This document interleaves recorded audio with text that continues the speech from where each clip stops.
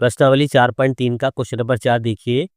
क्या निम्न स्थिति संभव है? यदि है तो उनकी वर्तमान आयु ज्ञात कीजिए। दो मित्रों की आयु का योग 20 वर्ष है। 4 वर्ष पूर्व उनकी आयु का गुणनफल 48 था। तो देखिए पहले दो मित्रों की आयु दे रखी है, तो पहले मित्र की मान लेते हैं। माना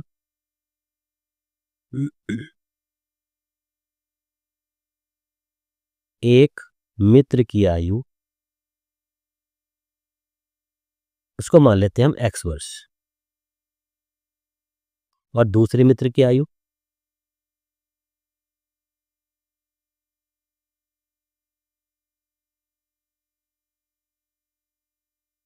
देखिए, इसने कहा है ना दो मित्र की आयु का योग 20 वर्ष है, तो दूसरे मित्र की आयु मान लेते हैं हम 20 माइनस x वर्ष। अब क्वेश्चन में कहा गया 4 वर्ष पूर्व उनकी आयु का गुणनफल 48 था। तो पहले 4 वर्ष पूर्व दोनों की आयु देखेंगे कितनी थी। तो यहां लिखेंगे हम 4 वर्ष पूर्व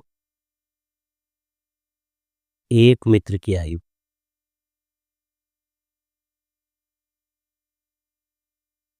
पहले मित्र की आयु थी x थी, तो 4 वर्ष पूर्व हो गई हमारी x माइनस 4 वर्ष, और 4 वर्ष पूर्व दूसरे मित्र की आयु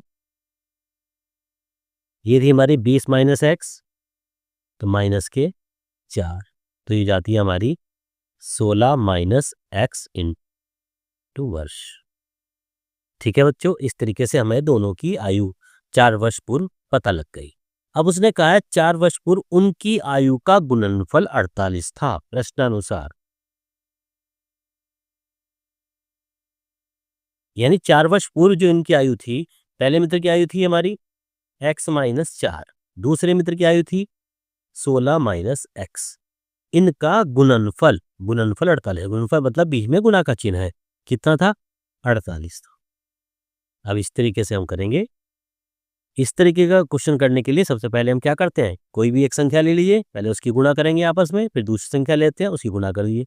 चलिए पहले x ले लेते हैं, x की पहले इकट्ठा लिख लेते हैं। चलिए x की गुणा किसमें करेंगे हम 16 माइनस एक्स में, फिर माइनस के 4 की गुणा किसमें करेंगे 16 माइनस एक्स में, बराबर 48 दिया गया है।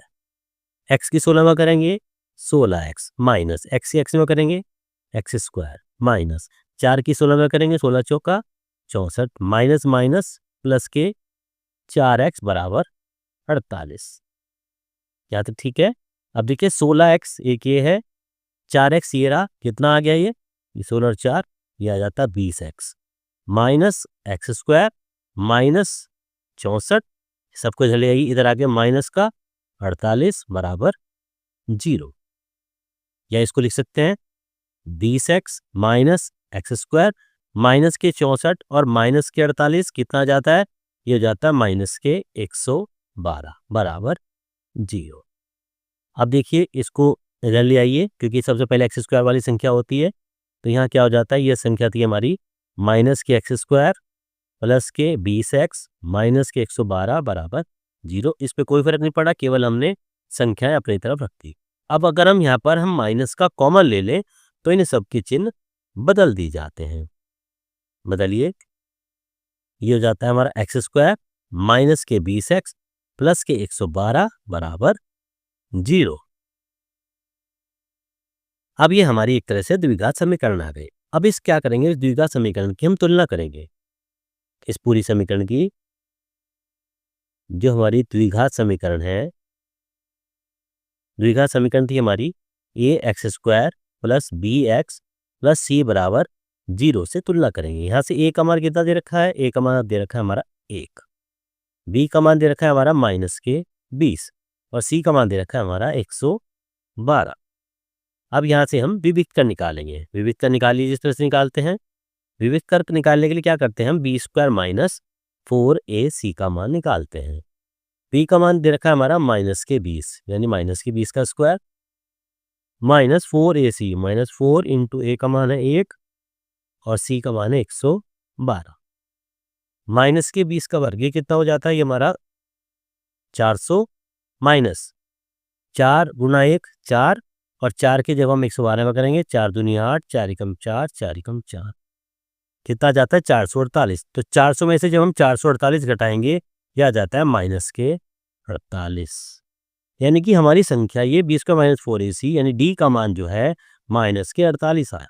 और जबकि हम जानते हैं माइनस का 48 है हमारा 0 से छोटा, तो यहाँ लिखेंगे हम चूंकि, ये लिख लीजिए, यहाँ लिखेंगे चूंकि b² - 4ac का मान 0 से कम है। जब 0 से कम होगा तो इसलिए द्विघात समीकरण की